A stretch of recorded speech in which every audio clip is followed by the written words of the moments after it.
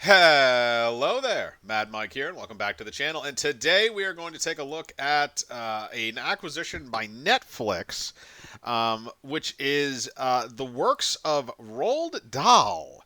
And this is, for those of you that are not familiar, Roald Dahl was a novelist and very, very, very prolific writer, and he wrote such things as Charlie and the Chocolate Factory, James and the Giant Peach, Fantastic Mr. Fox, the BFG, and several others. Now, a lot of these have been developed into major Hollywood films thus far, including all the ones that I just mentioned.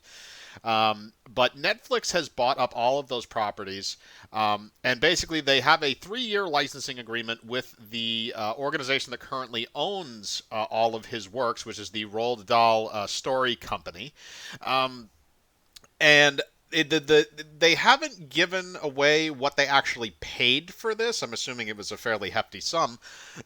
And basically, what's happened now is that they are moving forward with a number of projects. Now, there are only two of them so far that have been announced. One of them is a musical based on Matilda. And the other one is a movie for Charlie and the Chocolate Factory, or sorry, a series for Charlie and the Chocolate Factory that is going to be helmed by Taika Waititi. Now, there's a few different things. I don't know much about the musical, and I'm not really a musical person, so I'm not going to comment too much on that. I haven't seen. I think it was already made into a musical at least at one point. So but I haven't. Again, I haven't seen that. But the thing is with Charlie and the Chocolate Factory, the television series. Now I could see that working. You know, you put in a bunch of the stuff that maybe they didn't put in from the books, or you expand the story a little bit and make it a little bit more interesting. Go into more of the backgrounds of the children and stuff like that. I think you could make that into a relatively decent limited series. Maybe do like a 7 to 8 episodes, something like that. I think that could work, and especially since they only have this for about 3 years, I don't know if they'd be able to churn out more than one season. I don't know if you'd want to churn out more than one season. Um, but that has also been adapted twice before. Once very famously with Gene Wilder, which I think is still the best adaptation, and another time when they did a remake of it with Johnny Depp. But the thing is with Taika Waititi, he can do silly and he can do goofy. But Roald Dahl, some of his stories bordered a little bit on the disturbing. I think maybe I'm just reading into it a little bit too much, but like the scene from the original Charlie and the Chocolate Factory, when Gene Wilder brings everybody through that trippy acid trip tunnel, and people start freaking out over the fact that the kids are basically getting murdered inside of this chocolate factory by doing various things, like the fat kid that gets sucked up into the tube when he tries to drink out of the chocolate river, or the girl that blows up into a blueberry and they got to send her down to the juicing room. Stuff like that. It's kind of dark when you really look at it hard enough.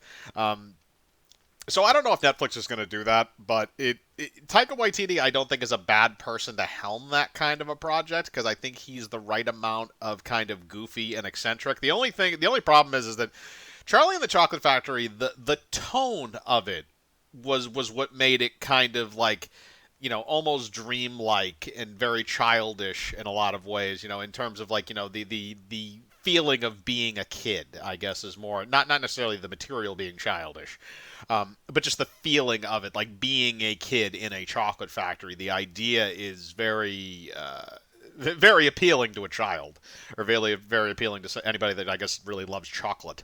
But basically, Taika Waititi is somebody that I think can do that. The only thing is that I don't know if he's.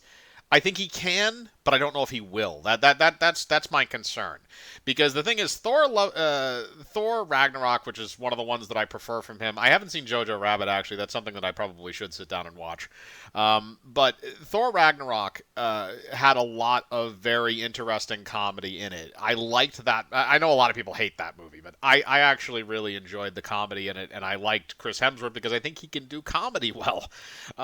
Unfortunately, he was in the 2016 Ghostbusters, which basically kind of kneecapped that sort of that progression in his career pretty severely.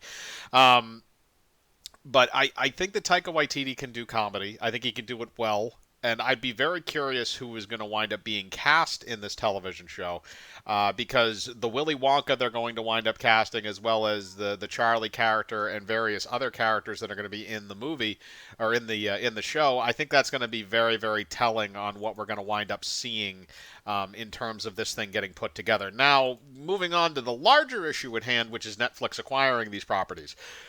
I don't know if Netflix can properly handle them. Because they haven't properly handled other properties. I mean, you can look at stuff like the Kevin Smith He-Man show, which had an immense backlash.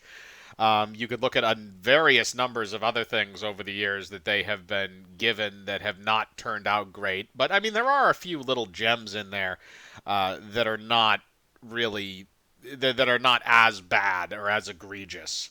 And then some of their original stuff is pretty good. I don't mind Stranger Things. I think it's a good show, even though it apes off a lot of other '80s things, and various things that are various parts of nerd culture. But again, it's also going to have to be something that I want to see in terms of, who's right. We know who's directing it, or who the showrunner is. Now, I'm assuming Taika Waititi is also going to be the main writer for that. I'd be curious to see who's the main writer for some of these other things. I would really love to see if they could get Tim Burton in here, because I know he loves that sort of material. I don't know if they're willing to pay him as much as he would probably want, or if they're going to offer him a property that he wants. Because I know that I think he was the one that did the Willy Wonka remake they did with Johnny Depp, if I remember correctly. So I mean, he's familiar with the material. But it would be interesting to see who they're going to get to helm these various projects moving forward. I don't think again, it's not a permanent acquisition. It's not like they bought up the company. It's not like what Amazon did with MGM, where they now own all that property now. It is more of, okay, they licensed the property to them for a period of time. So the other thing is, I don't know a whole lot about the Roald Dahl Story Company, the company that is doing that licensed out these properties to Netflix. But it would be very interesting to me to see if Netflix goes south with a lot of these things, if they're willing to pull that, and if that was contractually agreed upon. Because technically, the Roald Dahl Story Company does still own the rights. They are just licensing them out to Netflix. Now, the other interesting thing about this, too, is that Netflix mentioned they didn't want to just make series and movies out of this. They were looking to make games, promotional material, and publications? I don't necessarily know what what publications means, because they're already publications because they're based off of books. So again, I don't understand what they mean there, unless they're just going to print Netflix copies of the books, which is really weird.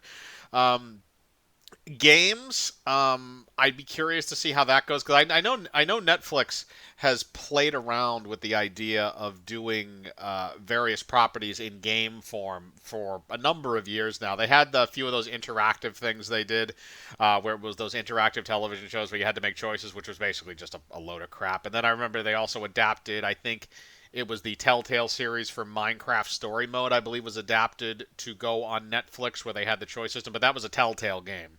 But they were basically just taking that and just copy pasting it onto Netflix.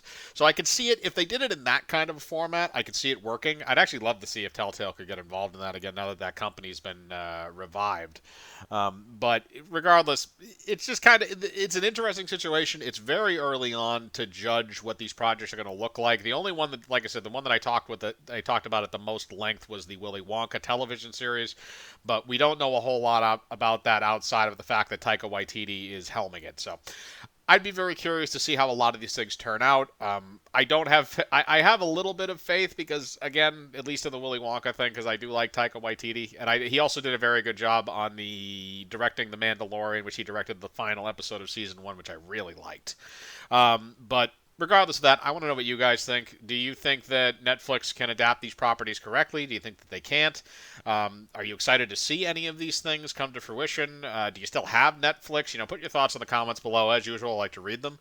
Hit the bell for notifications. Hit the like button. Subscribe. And remember, I live my life free of compromise. Do you?